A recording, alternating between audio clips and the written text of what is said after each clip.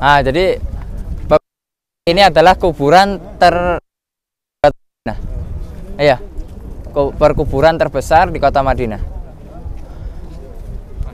Nah, jadi semua istri Nabi, saya ulang lagi, istri Nabi dimakamkan di Baqi kecuali dua.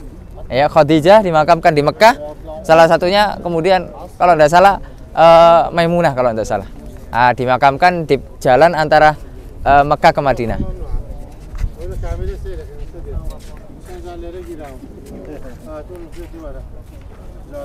Di antara sahabat yang pertama kali dimakamkan di sini adalah Sa'ad bin Maz'um namanya. Ya, kemudian sahabat Ansor yang pertama kali dimakamkan di sini adalah Sa'ad bin Zurarah. Ya, orang yang pertama kali hijrah bersama Abdullah bin Umi Maktum, ya, kemudian Mus'ab bin Umair. Itu sebelum Nabi. Jadi sebelum Nabi hijrah ke sini sudah ada beberapa sahabat yang hijrah duluan. Ya, di antara Mus'ab bin Umair, ya, Abdullah bin Umi Maktum itu muadzinnya Rasulullah SAW, ya. Jadi kemudian mereka, dan memang kebanyakan para sahabat tidak dimakamkan di sini. Apa alasannya? Karena para sahabat ketika Rasulullah SAW meninggal tuh nyebar. Ya. Ibnu Abbas dimakamkan di mana? Taif. Ya. Dan sahabat-sahabat yang lain. Ya, karena mereka menyebar untuk mendakwakan Islam. Ya, untuk kemudian mati di Madinah ada keutamaannya. Ya. Rasulullah SAW mengatakan man yastati, ya. Man istata'a ayyamu tabil Madinah falyaf'al. Barang siapa yang bisa meninggal di Madinah maka lakukan. Tapi bukan berarti bunuh diri. Ya.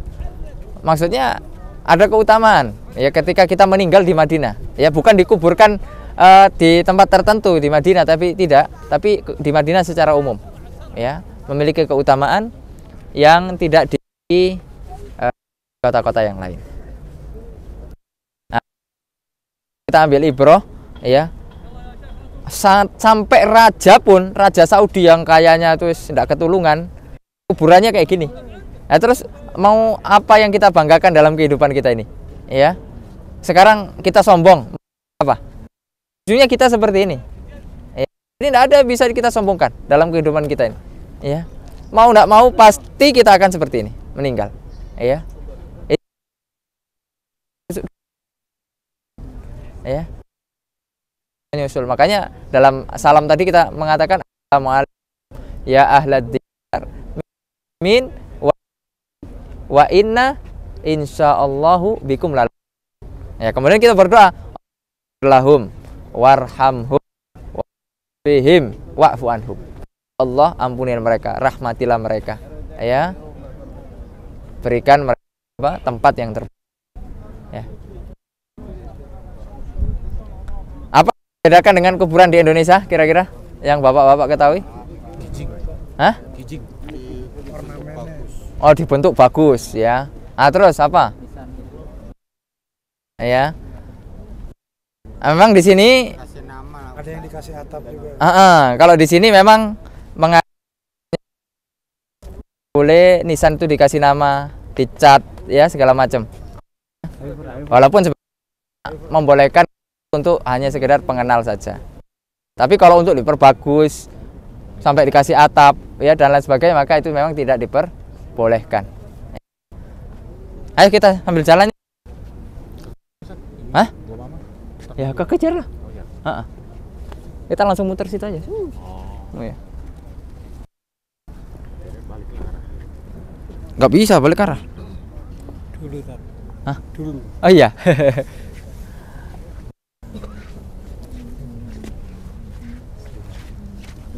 Nah, kalau pengen menyaksikan pemakaman, jadi habis sholat itu, tapi sholatnya harus di dekat sini, yang kayak tempat kita tadi, kan, terus habis sholat jenazah tuh.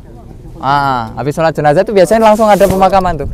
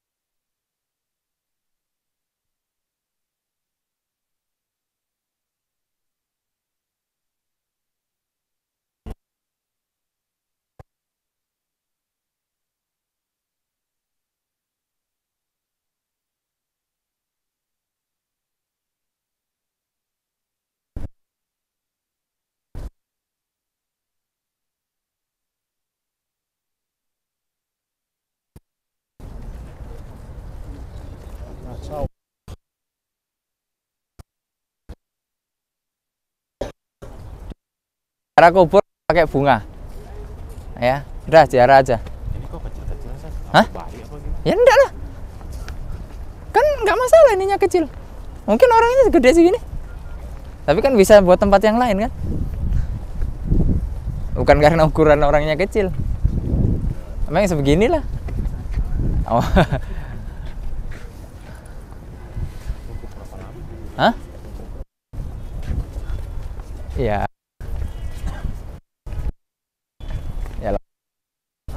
Ya lama. Iya, heeh.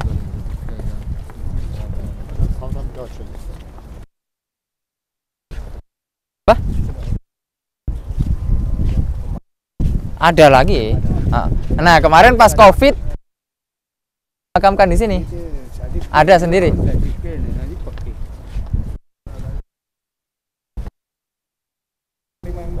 Hah? Menerima. Kalau misalnya pengen menyaksikan itu pas jenazah itu nanti di sini. Itu biasanya langsung ada di kubur. Ya. Satu orang antar. Apalagi kalau misalnya syekh ya meninggal ya. Beberapa mas saya dimakamkan. Hah? Ada yang batu satu, ada yang batu dua. Hah? Ini batunya ada yang satu, ada yang dua. Ada yang atas bawah, ada yang. Oh, nggak apa-apa. Anda aja. Allah.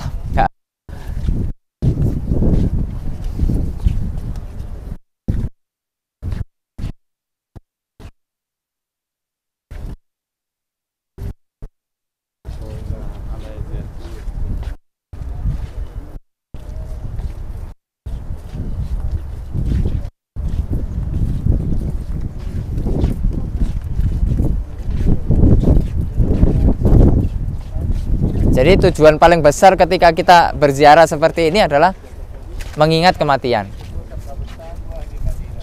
Sebagaimana Rasulullah SAW mengatakan, zurul kubur fa innaha tudzakirukumul akhirah.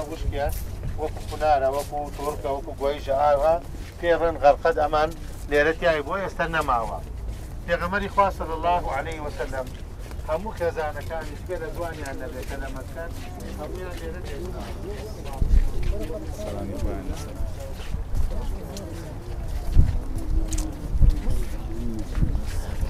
Dahulu itu ziarah kubur sempat dilarang, ya. Kemudian diperintahkan, ya. Maka kita katakan hukum ziarah kubur apa? Sunnah, ya. Jadi tidak benar kalau kita melarang ziarah kubur, itu tidak benar. Ya, hukum ziarah kubur sunnah, titik sudah. Nah, cuma terkadang kita hanya menjelaskan apa? Tata caranya. Ya, tata caranya. Kalau udah urusan masalah ziarah kubur sudah tidak ada perdebatan lagi, sudah sunnah. Ya. Ustaz, boleh kapan aja? Boleh. Malam hari kah? Ya. Kira-kira kalau di Indonesia berani nggak ziarah kubur malam hari? Oh, rame ya? Oh gitu. Berarti beda tempat ya. Kalau identik kalau di Jawa Timur angker ya. Berarti setiap tempat beda. Bahkan sebagian tempat mengkuburkan malam tuh kayaknya takut. Jadi harus nunggu pagi. Walaupun sekarang sudah mulai ya, karena ada lampu ya, ada lain sebagainya. Tapi sebagian itu yang Ana ketahui begitu. Ya. Langsung sini, langsung pulang. Ngapain gitu? Nah ini proyek yang kita ambil itu lama ataupun sebentar lagi kita pasti nyusul, ya. Jadi sehingga kita tidak lalai gitu dengan kehidupan dunia ini. Terkadang kan orang kalau sudah dikasih nikmat, kekayaan, kayaknya hidup terus gitu loh, ya. Kekuasaan, ya. Sehingga semena-mena terhadap rakyat, semena-mena terhadap, padahal itu aman gitu. Ketika orang diberikan kekayaan, sombongnya minta ampun, ya, tidak peduli sama segala macam, ya. Ketika kita kuburkan, misalnya ada saudara kita, lunak hati kita, ya, oh begitu gitu. Hati yang sudah keras ketika kita berziarah kubur itu bisa lunak. Ya, itu yang benar seperti itu. Ya, fa tudzakirukumul, ya. Bukan malah apa ketika ziarah kubur itu malah kita mengingat akhirat ya. Untuk apa? Ya. Untuk kita ya segala macam. Maka itu tidak dibenarkan.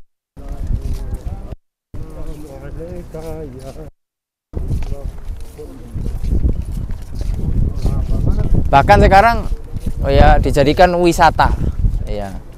Untuk senang-senang ya, karena kuburannya diperbagus ya, sehingga agar orang senang. Maka itu memang tidak dibenarkan seperti itu ya.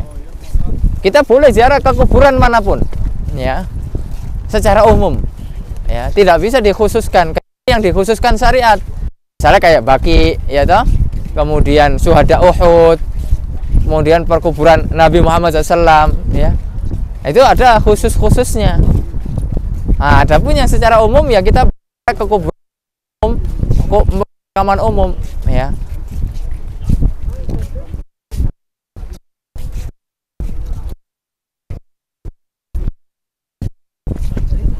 Nah, itu di depan kita adalah Gunung Uhud. Apa? Gunung Uhud. Itu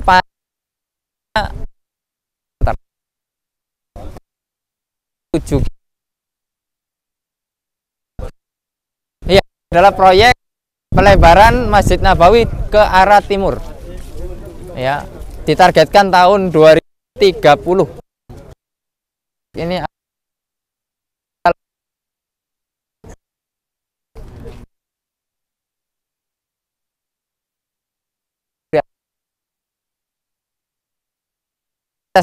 dua ribu 2030 ya.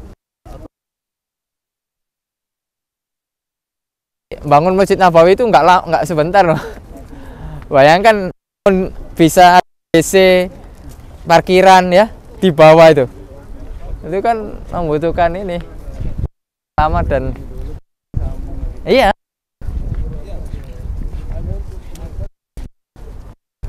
Nah makanya kita juga sudah membuat hotel itu ya, hotel seperti di sana.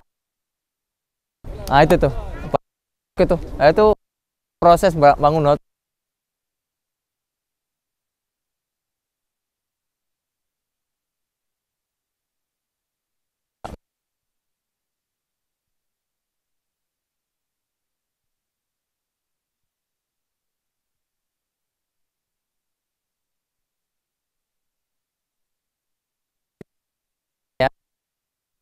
Benar gitu ya.